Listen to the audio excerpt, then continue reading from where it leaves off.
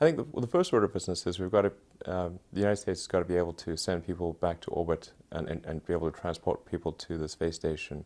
That ability, we lost that ability with the retirement of the space shuttle. And so the United States is currently in the rather embarrassing position of having to buy rides from the Russians on the Soyuz, and they are charging a crazy amount of money. Yeah, exactly. I mean, being at the mercy of Putin is not a good thing. He's not known for his kindness. So basically, he's really pillaging the U.S. taxpayer for those rights. And now, so we've got to restore American ability to transport astronauts with a domestic vehicle, and that's what we hope to do in about 2 years.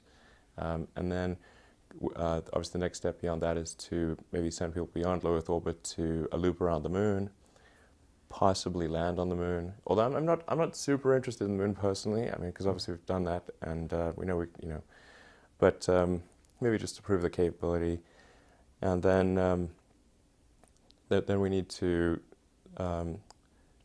develop a much larger vehicle, which would be the sort of what I call kind of the Mars colonial transport system. This would really be, we're talking about rockets on a scale that, bigger scale than has ever been done before. It'd make the Apollo moon rocket look small, and they would have to launch very frequently as well. That's what's needed in order to ultimately send millions of people and millions of tons of cargo to Mars, which is the minimum level to have a self-sustaining civilization on Mars.